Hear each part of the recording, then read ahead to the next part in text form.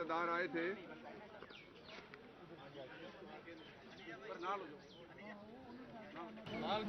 उन्होंने आज सुबह अदालती वक्त से पहले थैंक यू, उन्होंने सुबह अदालती वक्त से पहले फवाद चौधरी को पेश किया और वो एक इंतजामी किस्म का शब खून मारना चाहते थे, लेकिन अल्लाह की मेहरबानी से हम आ गए वक्त पे और उनका जो फिजिकल रिमांड है उसको हमने कॉन्टेस्ट किया है। उसकी मैं 4 मेन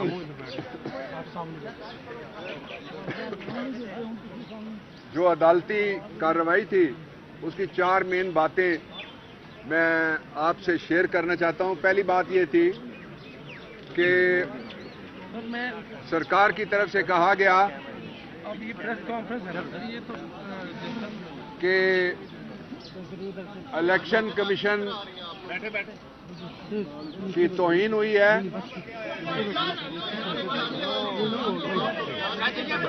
यार आप पीछे हट जाएं, थोड़ी देर हट जाएं।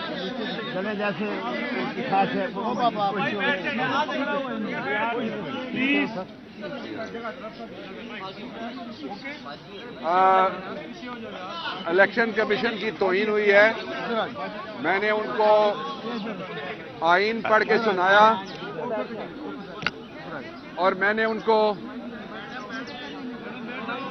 कानून पढ़ के सुनाया और उनको बताया कि जो इलेक्शन कमीशन है, जो इलेक्शन कमीशन है ना वो अदालत है और ना वो ट्रिब्यूनल है। आईन के आर्टिकल 7 के मुताबिक वफाकी हुकूमत या सूबाई हुकूमत कंप्लेंट फाइल कर सकती है और अगर ये कंप्लेंट आप सामने रखें उसमें फ्रॉड हुआ है, इसलिए कि उन्होंने दूसरा जो आर्ग्यूमेंट किया वो फ्रॉड को साबित करता है। वो आर्ग्यूमेंट ये था, उन्होंने कहा कि हमने सारे शवाहिद और एविडेंसेस इस केस की जो है वो लाहौर में, और फिर मैंने उनको ये कहा कि अगर वो लाहौर में है तो फिर मुल्जिम और पर्चा किस तरह इस्लामाबाद में हुआ है। 4 हमारी तरफ से जो आर्ग्यूमेंट थे उसमें पहला आर्ग्यूमेंट ये है कि फवाद चौधरी का अगवा हुआ है। जो थाने से आप FIR आपके पास है वो निकाल के पढ़ लें। एंटायर टाइम अगवा किया गया लाहौर से, उस वक्त तक जो FIR काटने वाला SHO है वो इस्लामाबाद में बैठा हुआ था। फवाद को अगवा किया गया। अगवा की जो दफात हैं 3 हैं, उनके तहत सिर्फ चंद कदम भी अगर किसी को अगवा करके ले जाया जाए बगैर किसी पर्चे के तो वो अगवा मुकम्मल हो गया। इसलिए पाकिस्तान तहरीक इंसाफ फवाद चौधरी को लाहौर से अगवा करने वालों के खिलाफ पर्चा दर्ज कराएगी। नंबर 1। दूसरी बात, जो दफात हैं 124A जिसमें बगावत लगाई गई है, जो बगावत है उस बगावत में 124A और 505 ये 2 दफात हैं, उनमें लिखा हुआ है कि कौन से इदारे हैं जो पर्चा कर सकते हैं। आर्मी कंप्लेंट कर सकती है, एयरफोर्स कंप्लेंट कर सकती है और नेवी कंप्लेंट कर सकती है। ना ही कोई आर्मी की तरफ से कंप्लेंट आई है, ना एयरफोर्स की कंप्लेंट है, ना नेवी की कंप्लेंट है। इसलिए पहला आर्ग्यूमेंट यह था कि अगर आप कन्विंस हो जाएं कि ये कंप्लेंट उनकी तरफ से नहीं है तो उसके 2 नतीजे निकलेंगे। नतीजा नंबर 1 ये है कि इलेक्शन कमीशन ने कहा है कि वो फेडरल गवर्नमेंट है। सुप्रीम कोर्ट कहता है ना इलेक्शन कमीशन अदालत है, ना इलेक्शन कमीशन कोई ट्रिब्यूनल है। अगर इलेक्शन कमीशन कहता है हम गवर्नमेंट है, अब उन्होंने कह दिया है, तो इस पे हम डिस्क्वालिफिकेशन का रेफरेंस पूरे इलेक्शन कमीशन के खिलाफ, उस पे मैं एडवाइस करूंगा अपनी पार्टी को कि इलेक्शन कमीशन को तहलील करने के लिए रेफरेंस बनता है।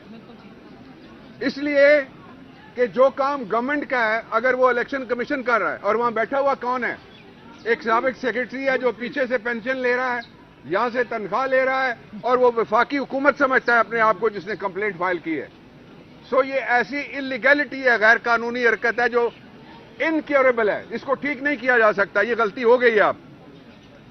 इसलिए इलेक्शन कमीशन से मुतालबा है कि वो कौम को मशरकी पाकिस्तान वाला इलेक्शन कमीशन ना बन के दिखाए, वरना नताइज भी वही होंगे और कौम को धक्का मार के सारे पाकिस्तान के खिलाफ फिर आपको बगावत के मुकदमे दर्ज करने पड़ेंगे। और मैंने अदालत के अंदर कहा है कि जो फॉलोअर्स हैं इमरान खान के, जो फॉलोअर्स हैं फवाद के, जो फॉलोअर्स हैं मेरे, जो फॉलोअर्स हैं हमारी सारी लीडरशिप के अलग-अलग, फिर आपको करोड़ों लोगों को पर्चा करके पूरे पाकिस्तान को एक बड़ी जेल डिक्लेयर कर देना चाहिए। हम तुम्हारे साथ हैं। और बात करने दो। दूसरा, हमारा मौकिफ ये था कि आप फौरी तौर पे जो जस्टिस बाकर साहब की सुप्रीम कोर्ट की जजमेंट है कि मुल्जिम को अंदर रखना मकसूद नहीं होता। एक तरफ जितने पाकिस्तान के बड़े मुल्जिम हैं, जिन्होंने शहरी मारे हुए हैं, कस्टोडियल कत्ल जिन्होंने किए हुए हैं, जिन्होंने जो मुआशी हिटमैन है पाकिस्तान को मुआशी तौर पे जिन्होंने कत्ल किया है, वो सारे उनको रिलीफ मिल रही है। मैंने कहा कलभूषण के मुंह पे कभी कपड़ा डाला? मैंने कहा कलभूषण को कभी हथकड़ी लगाने की हिम्मत की? कभी कलभूषण से पूछा तेरे पीछे मोदी है या नहीं है, तेरे पीछे रॉ है या नहीं है, तेरे पीछे एनडीएस है या नहीं है? इसलिए फवाद को भी और तहरीक इंसाफ का कोई भी कारकुन हो, उसको उल्टा लटका दिया जाए, सूली पे चढ़ा दिया जाए। इमरान खान के खिलाफ कोई बयान नहीं देगा इंशाअल्लाह। तीसरी बात जो बहुत इंपॉर्टेंट है, वो मैं आपके सामने रखना चाहता हूं, वो ये है कि जो पर्चा किया गया है, उस पर्चे में 124A और 505 में इस्लामाबाद हाई कोर्ट की 2 जजमेंट्स हैं। मैंने जज साहब को कहा कि जब सियासी जज को जरूरत थी तो हमसे नारे लगवाए जाते थे, मैंने नहीं लगाया बाय द वे, फवाद ने भी नहीं लगाया बाय द वे। नारे लगवाए जाते थे कि तेरे जानसार आज ये बार की आजादी पे हमला है। सुप्रीम कोर्ट का वकील है, कहां है सुओ मोटो नोटिस, कहां है तहफ़्फ़ुज़ वकला, कहां है हमारी आजादी? मैंने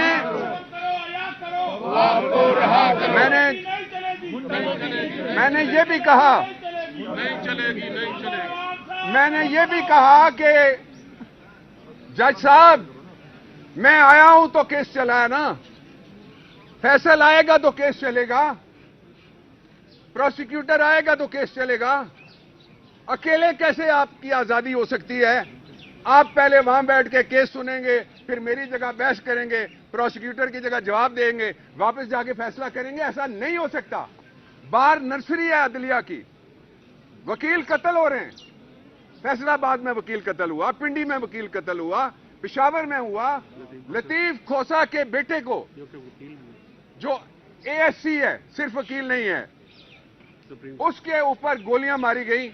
मैं कल लाहौर में था, मैंने उनसे पूछा तो वो अभी आईसीयू में है। तो जिनको कहा जाता है अदलिया की आजादी के लिए बाहर निकलो, उनकी आजादी का तहफ़्फ़ुज़ कौन करेगा? मैंने कभी नहीं बताया हमारे साथ क्या होता है या हमारे पास कौन आता है और हमें कौन क्या कहता है। इसलिए कि ये जंग हमारी जंग नहीं है, ये जंग आपकी जंग है। इमरान खान को क्या पड़ी हुई है? ये जंग है पाकिस्तान की। इसलिए तीसरी बात ये बहुत इंपॉर्टेंट है, वो ये है कि लोगों को धक्का मार के गद्दार और बागी मत बनाओ।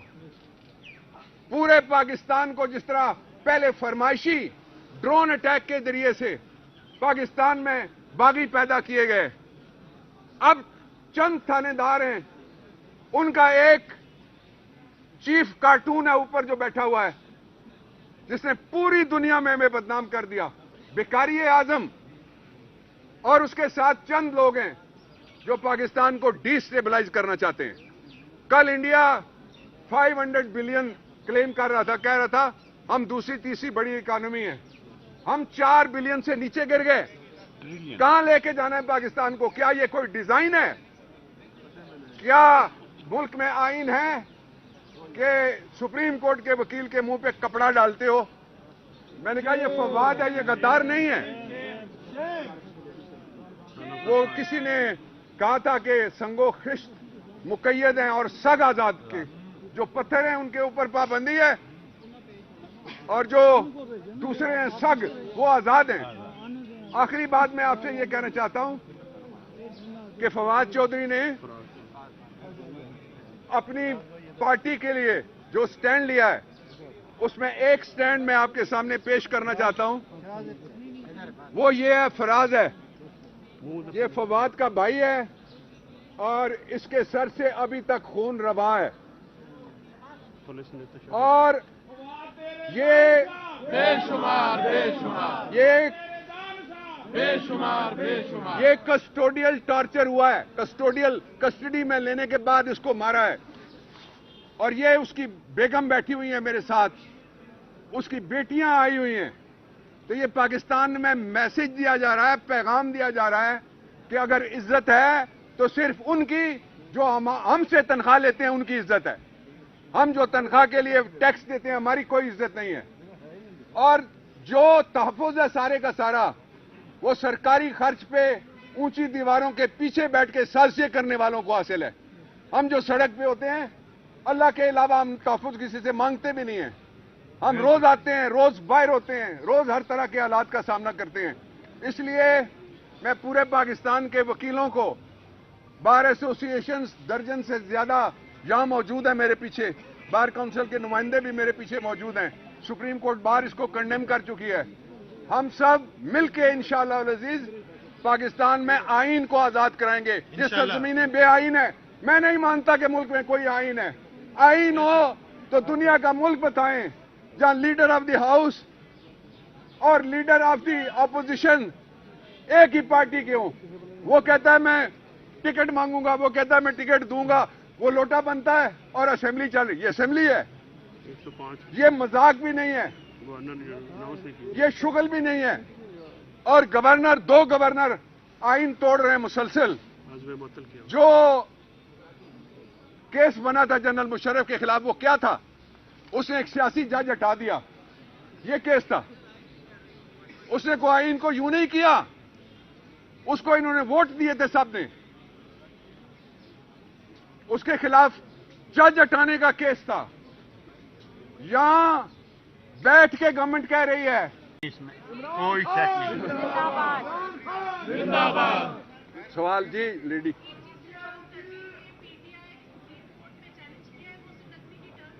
जी आज का हो रहा है, कर दिए। It is in the process, challenge होगा प्रोसेस में।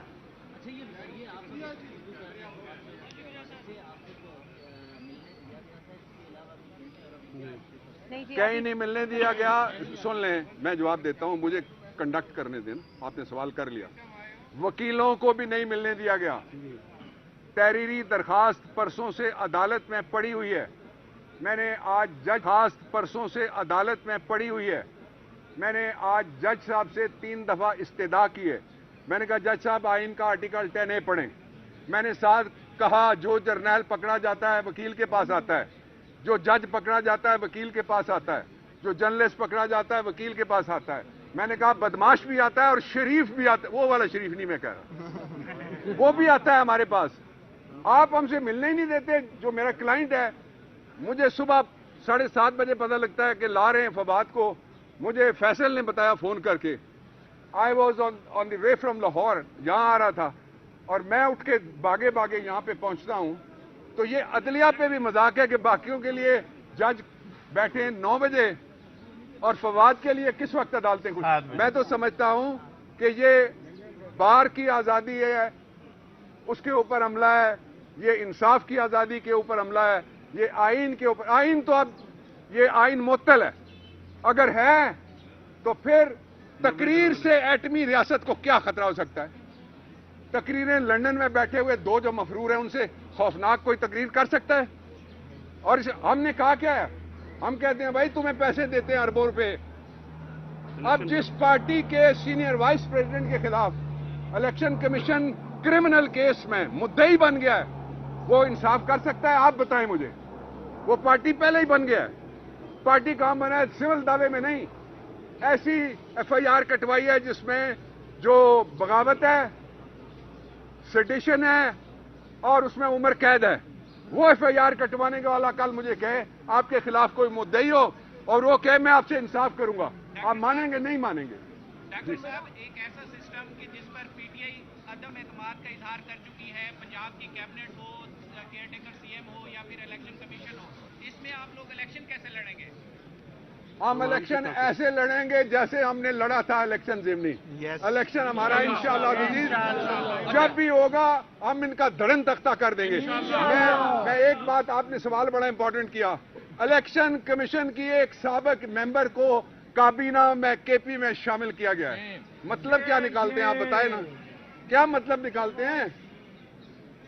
एक ही मतलब निकलता है ना कि जब आप खिदमत करेंगे तो आपको ओहदे मिलेंगे, और जो झुकने वाले हैं उनको, जो पंजाब के अंदर जिसको दाखिला का महकमा दिया गया है, वो आप कभी देखें कि वो इतने से कुर्सी के आगे इस तरह झुका हुआ है कि वो कमान बन गया है, तीर जितना उसका कद है। कोई शर्म करो यार, किन लोगों को ला रहे हो और लोगों को कह रहे हो ये केयर टेकर है। ये केयर टेकर नहीं है, बेसिकली ये म्यूजिकल चेयर के चेयर टेकर हैं। चेयर इनको नहीं मिलनी। अच्छा डॉक्टर साहब, सिद्धार्थी रेफरेंस की बात आप कर रहे थे, तो क्या ये प्रपोजल है सिर्फ या इसको अमली तौर पर भी आगे जा रहे हैं इलेक्शन? सिद्धार्थी रेफरेंस नहीं है, इलेक्शन कमीशन के खिलाफ जो 209 है उसमें कोई आदमी भी जाके फाइल कर सकता है। मैंने पार्टी को एडवाइस किया है कि ये रेफरेंस बनता है, इसलिए कि जब वो ये कहते हैं कि पर्चा हम उस दफा के तहत कराएंगे जो फेडरल गवर्नमेंट कर सकती है, इसका मतलब यह है कि इलेक्शन कमीशन अपने आप को वफाकी हुकूमत का हिस्सा समझती है। 218(3) में वो सिर्फ इलेक्शन करा सकते हैं। Thank you very much. Thank you very much.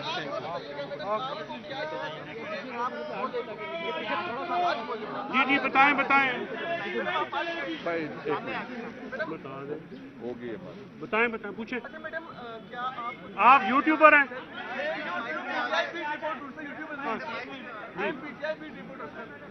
बोलो सवाल करो बच्चे। जरा रास्ता दो पारक हो गया कैमरा आपको। चले थोड़ा सा प्लीज, थोड़ा सा शॉर्ट एंड स्वीट रखो। आप बताओ जी, करिए जी सवाल। क्या तहफ़्फ़ुज़ात है आपके और क्या आप इंडिया पहुंचे? जी, अभी कोर्ट में ही मुलाकात हुई है उनसे और जज साहब ने 10 से 15 मिनट का टाइम दिया था और हलचल थी, आपको पता है सारे कारकुन थे, तो जितनी मुख्तसर बात हुई और उसके बाद उनको कहा गया कि हम उनको बख्शी खाना लेके जा रहे हैं, आप मिल सकती हैं वहाँ पे, लेकिन अभी मैं वहाँ से होके आई हूँ तो वो वहाँ पे है नहीं। तो we are waiting for the order कि क्या अभी ऑर्डर होता है, और अगर जुडिशल रिमांड दिया जाता है तो किसी किस्म का टॉर्चर बर्दाश्त नहीं किया जाएगा, हम इसकी मजम्मत करेंगे। बाकी अभी तक कोई बात हुई है कोई टॉर्चर की? पाँच चौधरी साहब की तरफ से देखिए, दो चीजें हैं। टॉर्चर 3 किस्म का होता है जो लॉ में डिफाइंड है। एक होता है फिजिकल वायलेंस या ब्रूटलाइजेशन, किसी को चोटें मारी जाएं और उसको जख्म लगाए जाएं। दूसरा ये होता है कि उसकी रेपुटेशन पब्लिक में, एक पब्लिक ऑफिस होल्डर है, उसके मुंह पे मैंने कहा था कि संगोखिश्त मुकैयद है और साग आज़ाद।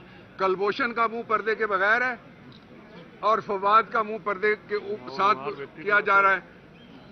दूसरी जो बात है वो बहुत इंपॉर्टेंट है, वो ये है कि साइकोलॉजिकल टॉर्चर है। वकील से नहीं मिलने दिया जा रहा, बेगम से नहीं मिलने दिया जा रहा, बेटियों से नहीं मिलने दिया जा रहा। ये साइकोलॉजिकल टॉर्चर है। ये वर्स्ट टॉर्चर ये होता है। लेकिन इसके बावजूद फवाद जितना जिस्मानी तौर पे तगड़ा है, उससे 3 गुना ज्यादा वो ज़हनी तौर पे तगड़ा है। ओके जी,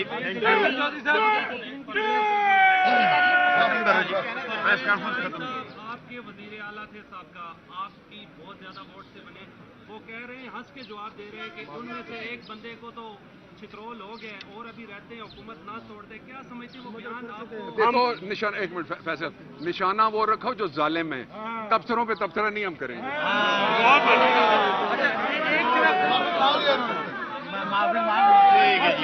बहुत एक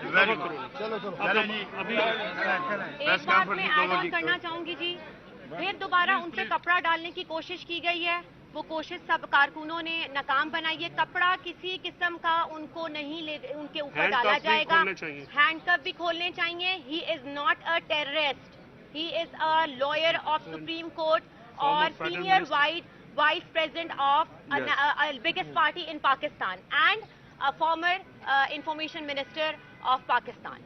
So please, law minister भी जी थे वो, तो प्लीज किसी किस्म का टॉर्चर, कपड़ा बिल्कुल नहीं डाला जाएगा, अदरवाइज हम इसकी मुजम्मत करेंगे। Thank you so much. चले जी, चले जी।